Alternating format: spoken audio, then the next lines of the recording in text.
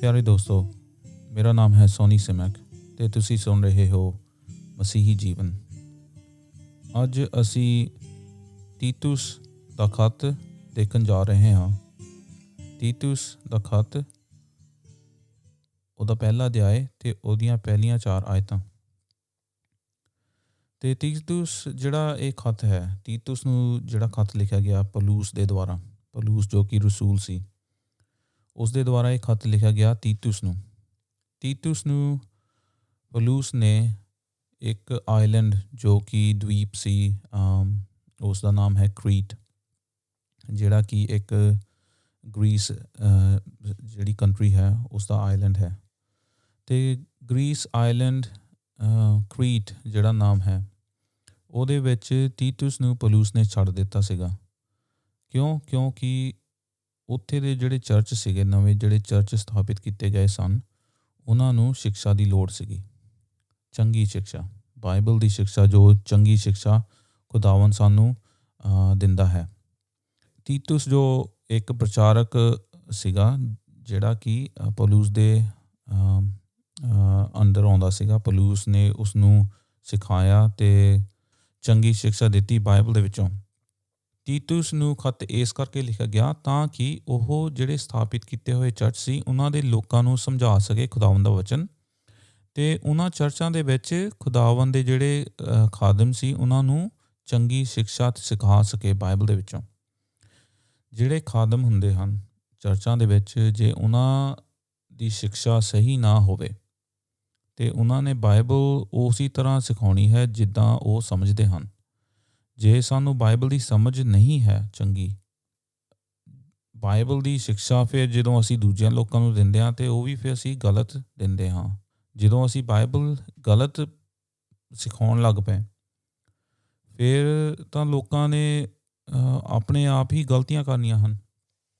ਇਸ ਕਰਕੇ ਪੌਲੁਸ ਤੀਤੁਸ ਨੂੰ ਇਹ ਖੱਤ ਲਿਖਦਾ ਹੈ ਅਤੇ ਤੀਤੁਸ ਨੂੰ ਸਮਝਾਉਂਦਾ ਹੈ ਕਿ ਤੁਹਾਨੂੰ ਇਹ ਗੱਲਾਂ ਕਰਨ ਦੀ ਲੋੜ ਹੈ, ਇਹ ਗੱਲਾਂ ਸਿਖਾਉਣ ਦੀ ਲੋੜ ਹੈ, ਕਿਉਂਕਿ ਜੇ ਆਪਾਂ ਇਹ ਗੱਲਾਂ ਨਹੀਂ ਸਿੱਖਦੇ ਜਾਂ ਸਿਖਾਉਂਦੇ ਅਤੇ ਫਿਰ ਅਸੀਂ ਲੋਕਾਂ ਨੂੰ ਚੰਗੀ ਤਰ੍ਹਾਂ ਸਮਝਾ ਨਹੀਂ ਸਕਦੇ ਖੁਦਾਵੰਦ ਦਾ ਵਚਨ।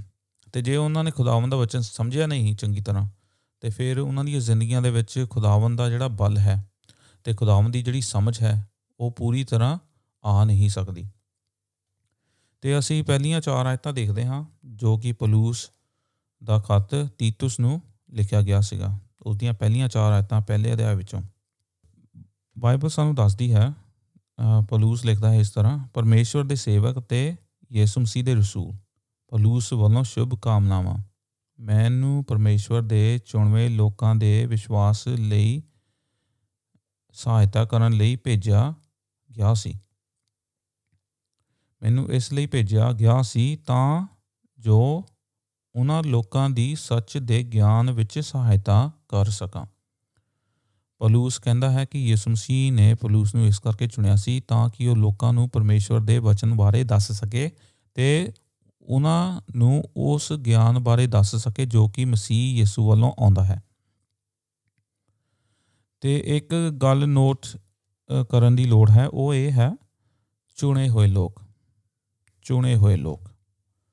ਪਰਮੇਸ਼ਵਰ ਨੇ ਪੌਲੁਸ ਨੂੰ ਚੁਣਿਆ ਤਾਂ ਕਿ ਜਿਹੜੇ ਖੁਦਾਵੰਦ ਨੇ ਚੁਣੇ ਹੋਏ ਲੋਕ ਸੀਗੇ, ਉਹਨਾਂ ਨੂੰ ਉਹ ਪ੍ਰਚਾਰ ਦੱਸੇ। ਅਤੇ ਖੁਦਾਵੰਦ ਦੇ ਲੋਕ ਅੱਜ ਵੀ ਚੁਣੇ ਹੋਏ ਹਨ। 2000 ਸਾਲ ਪਹਿਲਾਂ ਇਹ ਖੱਤ ਲਿਖਿਆ ਗਿਆ ਸੀਗਾ, ਪਰ ਹੁਣ ਅਸੀਂ ਇਹ 2000 ਸਾਲ ਬਾਅਦ 'ਚੋਂ ਅਸੀਂ ਪੜ੍ਹ ਰਹੇ ਹਾਂ।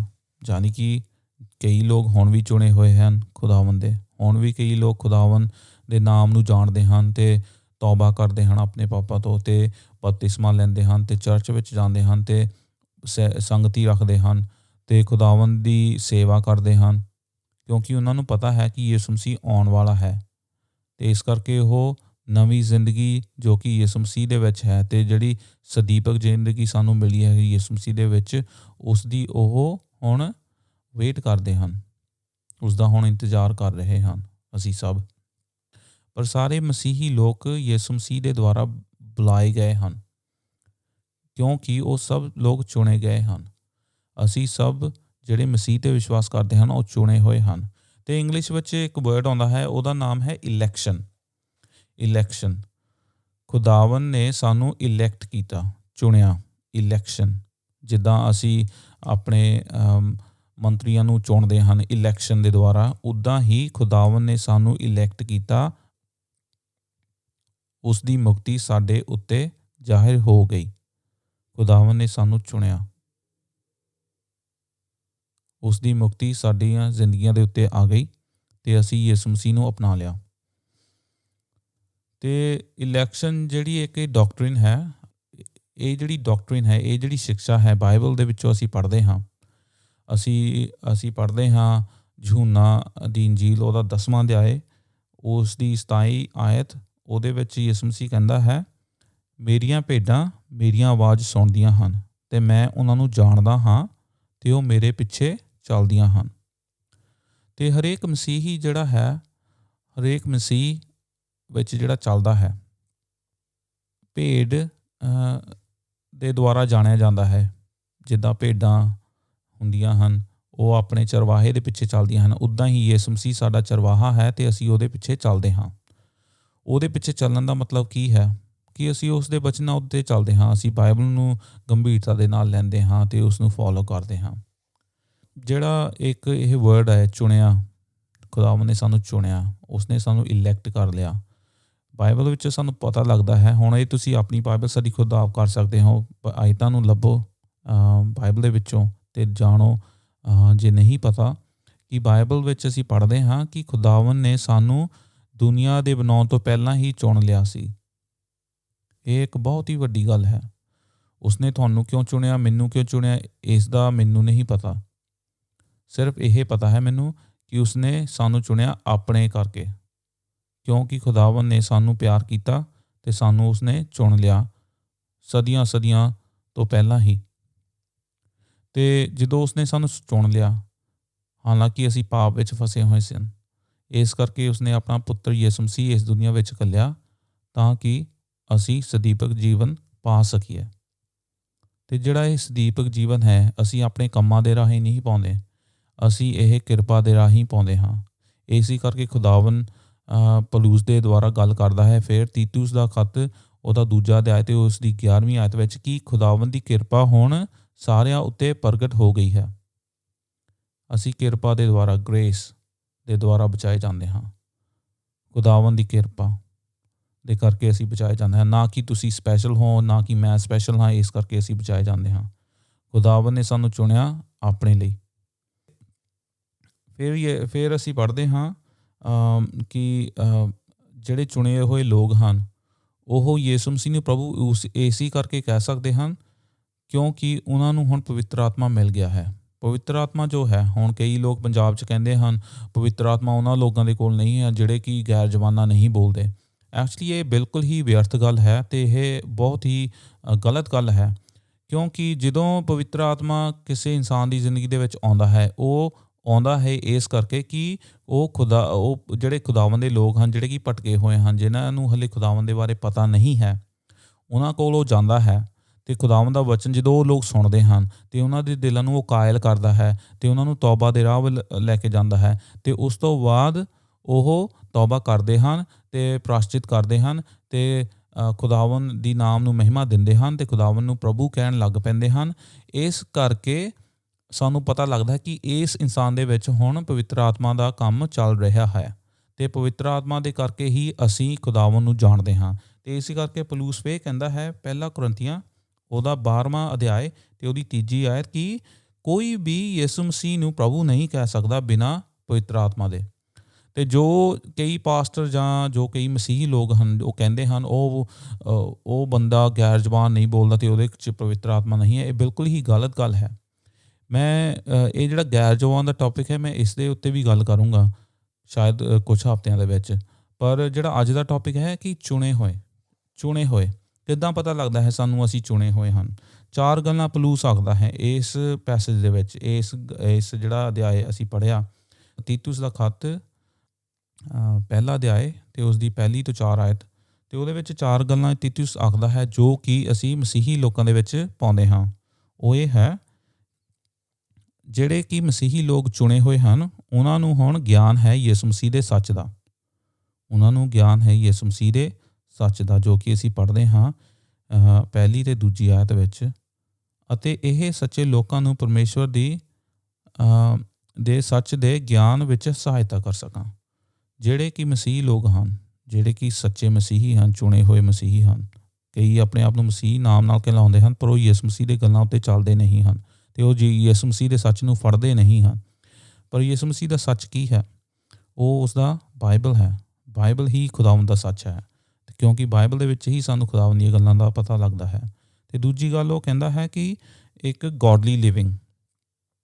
ਹੁਣ ਪੰਜਾਬੀ ਦੇ ਵਿੱਚ ਐਕਚੁਅਲੀ ਇਹ ਜਿਹੜੀ ਆਇਤ ਲਿਖੀ ਹੋਈ ਹੈ ਇਹ ਥੋੜ੍ਹੀ ਕਲੀਅਰ ਨਹੀਂ ਹੈ।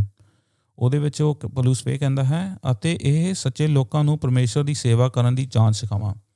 ਐਕਚੁਅਲੀ ਉਹ ਸੇਵਾ ਦੀ ਗੱਲ ਨਹੀਂ ਕਰਦਾ। ਜਦੋਂ ਅਸੀਂ ਪੜ੍ਹਦੇ ਹਾਂ ਬਾਈਬਲ, ਉਹ ਕਹਿ ਰਿਹਾ ਹੈ ਕਿ ਗੋਡਲੀਨੈਸ, ਕਿ ਜਿੱਦਾਂ ਖੁਦਾਵੰਦ ਸੀਗਾ ਆਪਣੇ ਪਿਤਾ ਦੇ ਕਹੇ ਹੋਏ ਹੁਕਮਾਂ 'ਤੇ ਚੱਲਦਾ ਸੀ, ਉੱਦਾਂ ਅਸੀਂ ਵੀ ਚੱਲੀਏ। ਆਪਣੀ ਜ਼ਿੰਦਗੀ ਪਰਮੇਸ਼ਵਰ ਦੀ ਜ਼ਿੰਦਗੀ ਵਾਂਗੂ ਢਾਲ ਲਈਏ। ਗੋਡਲੀਨੈਸ ਕਿ ਅਸੀਂ ਖੁਦਾਵੰਦ ਦੇ ਵਰਗੇ ਬਣ ਜਾਈਏ। ਆਪਣੇ ਕੰਮਾਂ ਦੇ ਵਿੱਚ, ਨੇਕੀ ਦੇ ਵਿੱਚ, ਖੁਦਾਵੰਦ ਦੇ ਕਹੇ ਹੋਏ ਹੁਕਮਾਂ ਦੇ ਉੱਤੇ ਚੱਲਣ ਲਈ ਅਸੀਂ ਤਿਆਰ ਰਹੀਏ। ਗੋਡਲੀਨੈਸ। ਤੀਜੀ ਗੱਲ ਕਿ ਸਾਡੇ ਕੋਲ ਇੱਕ ਉਮੀਦ ਬਣੀ ਰਵੇ ਸਾਡੀ ਜ਼ਿੰਦਗੀ ਦੇ ਵਿੱਚ ਕਿ ਪਰਮੇਸ਼ਵਰ ਦਾ ਸਦੀਵਕ ਜੀਵਨ ਸਾਡਾ ਹੈ। ਜੇ ਸਦੀਵਕ ਜੀਵਨ ਸਾਡਾ ਹੈ ਅਤੇ ਫਿਰ ਅਸੀਂ ਆਪਣੇ ਉਸ ਦੇਸ਼ ਵੱਲ ਜਾ ਰਹੇ ਹਾਂ ਜੋ ਕਿ ਸਦਾ ਲਈ ਰਹੇਗਾ। ਜਿੱਥੇ ਤੁਸੀਂ ਰਹਿੰਦੇ ਹੋ, ਚਾਹੇ ਤੁਸੀਂ ਇੰਡੀਆ ਦੇ ਵਿੱਚ ਰਹਿੰਦੇ ਹੋ, ਚਾਹੇ ਤੁਸੀਂ UK 'ਚ ਰਹਿੰਦੇ ਹੋ, ਚਾਹੇ ਤੁਸੀਂ ਮਲੇਸ਼ੀਆ 'ਚ ਰਹਿੰਦੇ ਹੋ, ਚਾਹੇ ਤੁਸੀਂ ਕਿਤੇ ਵੀ ਰਹਿੰਦੇ ਹੋ, ਉਹ ਤੁਹਾਡਾ ਪਰਮਾਨੈਂਟ ਮੁਲਕ ਨਹੀਂ ਹੈ। ਤੁਹਾਡਾ ਪਰਮਾਨੈਂਟ ਮੁਲਕ ਜਿਹੜਾ ਹੈ ਉਹ ਸਵਰਗ ਦੇ ਵਿੱਚ ਹੈ ਯਿਸੂ ਮਸੀਹ ਦੇ ਨਾਲ। ਇਸੇ ਕਰਕੇ ਫਿਰ ਪੌਲੁਸ ਕਹਿੰਦਾ ਹੈ, ਇਹ ਵਿਸ਼ਵਾਸ ਅਤੇ ਉਹ ਗਿਆਨ ਸਾਡੇ ਸਦੀਵਕ ਜੀਵਨ ਦੀ ਆਸ ਤੋਂ ਆਉਂਦਾ ਹੈ। ਸਦੀਵਕ ਜੀਵਨ ਜਿਹਦੇ ਕੋਲ ਹੈ ਉਹ ਸਦੀਵਕ ਜੀਵਨ ਬਾਰੇ ਸੋਚਦਾ ਵੀ ਹੈ। ਜਿਹਦੇ ਕੋਲ ਸਦੀਵਕ ਜੀਵਨ ਨਹੀਂ ਹੈ ਉਹ ਫਿਰ ਸਦੀਵਕ ਜੀਵਨ ਬਾਰੇ ਸੋਚ ਕਿੱਦਾਂ ਸਕਦਾ ਹੈ? ਜੇ ਤੁਸੀਂ ਕਹਿੰਦੇ ਹੋ ਤੁਸੀਂ ਮਸੀਹ ਹੋ, ਕੀ ਤੁਸੀਂ ਆਪਣੇ ਸਦੀਵਕ ਜੀਵਨ ਬਾਰੇ ਸੋਚਦੇ ਹੋ? ਚੌਥੀ ਗੱਲ, ਫੈਲੋਸ਼ਿਪ ਵਿਦ ਗੋਡ। ਖੁਦਾਵੰਦ ਦੇ ਨਾਲ ਸੰਗਤੀ। ਪਰਮੇਸ਼ਵਰ ਨੇ ਆਦਿ ਕਾਲ ਤੋਂ ਪਹਿਲਾਂ ਹੀ ਸਾਡੇ ਲਈ ਇਸ ਤਰ੍ਹਾਂ ਦੇ ਜੀਵਨ ਦਾ ਕਰਾਰ ਕੀਤਾ ਸੀ ਅਤੇ ਪਰਮੇਸ਼ਵਰ ਝੂਠ ਨਹੀਂ ਆਖਦਾ। ਜਿਹੜਾ ਪਰਮੇਸ਼ਵਰ ਦੀ ਸੰਗਤੀ ਹੈ ਉਹ ਸਾਡੀ ਜ਼ਿੰਦਗੀ 'ਚ ਹੋਣੀ ਬਹੁਤ ਜ਼ਰੂਰੀ ਹੈ। ਜੇ ਅਸੀਂ ਕਹਿੰਦੇ ਹਾਂ ਅਸੀਂ ਚੁਣੇ ਹੋਏ ਲੋਕ ਹਾਂ ਅਤੇ ਪਰਮੇਸ਼ਵਰ ਦੇ ਨਾਲ ਅਸੀਂ ਸਮਾਂ ਨਹੀਂ ਬਿਤਾਉਂਦੇ, ਫਿਰ ਅਸੀਂ ਕਿੱਦਾਂ ਕਹਿ ਸਕਦੇ ਹਾਂ ਕਿ ਅਸੀਂ ਯਿਸੂ ਮਸੀਹ ਦੇ ਚੁਣੇ ਹੋਏ ਲੋਕ ਹਾਂ? ਪਰ ਪੌਲੁਸ ਕਹਿੰਦਾ ਹੈ ਕਿ ਜਿਹੜਾ ਬਚਾਇਆ ਜਾਂਦਾ ਹੈ ਉਹ ਪਰਮੇਸ਼ਵਰ ਦੇ ਨਾਲ ਸਮਾਂ ਵੀ ਬਿਤਾਉਂਦਾ ਹੈ ਅਤੇ ਉਹ ਪਰਮੇਸ਼ਵਰ ਦੇ ਲੋਕਾਂ ਦੇ ਨਾਲ ਵੀ ਸਮਾਂ ਬਿਤਾਉਂਦਾ ਹੈ। ਅਤੇ ਇਸੇ ਕਰਕੇ ਪੌਲੁਸ ਤੀਤੁਸ ਨੂੰ ਖੱਤ ਲਿਖ ਰਿਹਾ ਹੈ ਅਤੇ ਕਹਿ ਰਿਹਾ ਹੈ ਕਿ ਮੈਨੂੰ ਇਸ ਕਰਕੇ ਚੁਣਿਆ ਗਿਆ ਸੀ ਤਾਂ ਕਿ ਮੈਂ ਇਹ ਲੋਕਾਂ ਨੂੰ ਜੋ ਕਿ ਮਸੀਹ ਦੇ ਬਚਾਏ ਹੋਏ ਲੋਕ ਹਨ ਉਹਨਾਂ ਨੂੰ ਗਿਆਨ ਦੇ ਸਕਾਂ। ਇਸੇ ਕਰਕੇ ਫਿਰ ਪੌਲੁਸ ਕਹਿੰਦਾ ਹੈ ਇੱਕ ਦੂਜੇ ਖੱਤ ਵਿੱਚ ਕਿ ਖੁਦਾਵੰਦ ਨੇ ਚਰਚਾਂ ਨੂੰ ਪਾਸਟਰ, ਟੀਚਰਸ, ਪ੍ਰੀਚਰਸ ਦਿੱਤੇ ਹੋਏ ਹਨ ਕਿਉਂਕਿ ਖੁਦਾਵੰਦ ਦੇ ਲੋਕਾਂ ਨੂੰ ਸਿਕਸ਼ਾ ਦੀ ਲੋੜ ਹੈ। ਅਤੇ ਇਸੇ ਕਰਕੇ ਜਦੋਂ ਤੁਸੀਂ ਆਪਣੀ ਬਾਈਬਲ ਪੜ੍ਹਦੇ ਹੋ, ਦੂਜੇ ਲੋਕਾਂ ਦੇ ਨਾਲ ਵੀ ਪੜ੍ਹੋ ਕਿਉਂਕਿ ਜਦੋਂ ਅਸੀਂ ਸਿਰਫ ਇਕੱਲੇ ਬਾਈਬਲ ਪੜ੍ਹਦੇ ਹਾਂ, ਅਸੀਂ ਆਪਣੀਆਂ ਗੱਲਾਂ ਬਣਾ ਲੈਂਦੇ ਹਾਂ। ਕਈ ਵਾਰੀ ਸਾਨੂੰ ਆਪਣੀ ਸਮਝ ਦੇ ਨਾਲ ਅਸੀਂ ਬਾਈਬਲ ਪੜ੍ਹਦੇ ਹਾਂ ਅਤੇ ਉਹ ਕੀ ਹੁੰਦਾ ਹੈ, ਸਾਡੀ ਜ਼ਿੰਦਗੀ ਦੇ ਵਿੱਚ ਕਈ ਗਲਤ ਸਿਕਸ਼ਾ ਪੈਦਾ ਹੋ ਜਾਂਦੀਆਂ ਹਨ। ਪਰ ਜੇ ਅਸੀਂ ਦੂਜੇ ਲੋਕਾਂ ਨਾਲ ਬਾਈਬਲ ਪੜ੍ਹਦੇ ਹਾਂ ਚਰਚ ਦੇ ਵਿੱਚ, ਸ਼ਾਇਦ ਦੂਜੇ ਲੋਕ ਸਾਨੂੰ ਬਾਈਬਲ ਸਿਖਾ ਸਕਣ। ਸ਼ਾਇਦ ਮੈਂ ਗਲਤ ਬਾਈਬਲ ਪੜ੍ਹਦਾ ਹੋਵਾਂ ਅਤੇ ਕੋਈ ਮੈਂ ਭਰਾ ਜਾਂ ਭੈਣ ਦੇ ਨਾਲ ਜੇ ਬਾਈਬਲ ਪੜ੍ਹਦਾ ਹਾਂ ਅਤੇ ਫਿਰ ਮੈਨੂੰ ਉਹ ਸਮਝਾ ਸਕਦੇ ਹਨ, ਸੋਨੀ ਨਹੀਂ ਇੱਦਾਂ ਨਹੀਂ, ਆਹ ਗੱਲ ਇੱਦਾਂ ਕੀਤੀ ਖੁਦਾਵੰਦ ਨੇ। ਕਹਿਣ ਦਾ ਭਾਵ ਇਹ ਹੈ ਕਿ ਸਾਨੂੰ ਬਾਈਬਲ ਆਪਣੀਆਂ ਜ਼ਿੰਦਗੀਆਂ 'ਚ ਇਕੱਲੇ ਵੀ ਪੜ੍ਹਨੀਆਂ ਚਾਹੀਦੀਆਂ ਹਨ। ਜਦੋਂ ਅਸੀਂ ਸਵੇਰੇ ਪ੍ਰਾਰਥਨਾ ਕਰਦੇ ਹਨ, ਆਪਣੇ ਬਾਈਬਲ ਪੜ੍ਹਦੇ ਹਨ, ਅਸੀਂ ਆਪਣੇ ਖੁਦਾਵੰਦ ਦੇ ਅੱਗੇ ਅਸੀਂ ਆਪਣਾ ਟਾਈਮ ਡਿਵੋਟ ਕਰਦੇ ਹਾਂ, ਉਹ ਤਾਂ ਚੰਗੀ ਗੱਲ ਹੈ। ਪਰ ਬਾਈਬਲ ਤੁਸੀਂ ਦੂਸਰੇ ਲੋਕਾਂ ਦੇ ਨਾਲ ਵੀ ਪੜ੍ਹੋ ਕਿਉਂਕਿ ਇਸ ਤਰ੍ਹਾਂ ਸਾਡਾ ਗਿਆਨ ਜੋ ਹੈ ਵੱਧਦਾ ਹੈ ਅਤੇ ਸਾਡੀਆਂ ਕਈ ਗੱਲਾਂ ਸਾਡੀ ਜ਼ਿੰਦਗੀ 'ਚ ਹੁੰਦੀਆਂ ਹਨ ਜੋ ਕਿ ਸਾਨੂੰ ਪਤਾ ਵੀ ਨਹੀਂ ਹੁੰਦੀਆਂ, ਉਹ ਵੀ ਉਜਾਗਰ ਹੋ ਜਾਂਦੀਆਂ ਹਨ ਅਤੇ ਅਸੀਂ ਉਹਨਾਂ ਚੀਜ਼ਾਂ ਤੋਂ ਚਾਹੇ ਜੇ ਉਹ ਬੁਰੀਆਂ ਹਨ ਅਤੇ ਅਸੀਂ ਉਹਨਾਂ ਚੀਜ਼ਾਂ ਤੋਂ ਫਿਰ ਅਸੀਂ ਦੂਰ ਹੋ ਜਾਂਦੇ ਹਾਂ। ਜੇ ਚੰਗੀਆਂ ਹਨ ਅਤੇ ਅਸੀਂ ਉਹਨਾਂ ਚੀਜ਼ਾਂ ਨੂੰ ਹੋਰ ਵੀ ਬੜਾਵਾ ਦਿੰਦੇ ਹਨ ਆਪਣੀ ਜ਼ਿੰਦਗੀਆਂ ਦੇ ਵਿੱਚ ਅਤੇ ਦੂਜੇ ਲੋਕਾਂ ਦੀ ਜ਼ਿੰਦਗੀਆਂ ਦੇ ਵਿੱਚ ਵੀ। ਇਸ ਕਰਕੇ ਪੌਲੁਸ ਕਹਿੰਦਾ ਹੈ ਕਿ ਮੈਂ ਤੈਨੂੰ ਕਰੀਤ ਆਇਲੈਂਡ ਦੇ ਵਿੱਚ ਇਸ ਕਰਕੇ ਛੱਡਿਆ ਤਾਂ ਕਿ ਤੂੰ ਚਰਚਾਂ ਦੇ ਵਿੱਚ ਲੋਕਾਂ ਨੂੰ ਇਹ ਗੱਲਾਂ ਸਮਝਾ ਸਕੇ। ਅਤੇ ਅਸੀਂ ਅਗਲੇ ਹਫ਼ਤੇ ਫਿਰ ਪੜ੍ਹਾਂਗੇ ਤੀਤੁਸ ਦਾ ਖੱਤ, ਉਹਦਾ ਪਹਿਲਾ ਅਧਿਆਇ ਅਤੇ ਉਹਦੀ 5ਵੀਂ ਆਇਤ ਤੋਂ ਉਸਨੇ ਚਰਚਾਂ ਦੇ ਵਿੱਚ ਜਾ ਕੇ ਕੀ ਸਮਝਾਇਆ ਲੋਕਾਂ ਨੂੰ। ਅਤੇ ਇਹ ਵੀ ਬਹੁਤ ਹੀ ਜ਼ਰੂਰੀ ਗੱਲਾਂ ਹਨ ਜੋ ਕਿ ਸਾਨੂੰ ਪਤਾ ਹੋਣੀਆਂ ਚਾਹੀਦੀਆਂ ਹਨ। ਅਤੇ ਮੈਂ ਉਮੀਦ ਕਰਦਾ ਹਾਂ ਅਤੇ ਪ੍ਰਾਰਥਨਾ ਕਰਦਾ ਤੁਹਾਡੇ ਵਾਸਤੇ ਕਿ ਖੁਦਾਵੰਦ ਤੁਹਾਨੂੰ ਆਪਣੇ ਕੰਮਾਂ ਵਿੱਚ ਹੋਰ ਵੀ ਅੱਗੇ ਵਧਾਵੇ ਅਤੇ ਆਪਣੇ ਜੋ ਵਚਨ ਦੇ ਵਿੱਚ ਜੋ ਗਿਆਨ ਹੈ, ਜੋ ਵਚਨ ਦਾ ਗਿਆਨ ਹੈ, ਉਹ ਤੁਹਾਨੂੰ ਹੋਰ ਵੀ ਜ਼ਿਆਦਾ ਦੇਵੇ ਤਾਂ ਕਿ ਤੁਸੀਂ ਲੋਕਾਂ ਨੂੰ ਖੁਦਾਵੰਦ ਦੀ ਮਹਿਮਾ ਅਤੇ ਉਸਦੀ ਸਦੀਵਕ ਜ਼ਿੰਦਗੀ ਬਾਰੇ ਦੱਸ ਸਕੋ। ਖੁਦਾਵੰਦ ਤੁਹਾਨੂੰ ਇਸ ਵਚਨ ਤੋਂ ਬਰਕਤ ਦੇਵੇ। ਆਮੀਨ।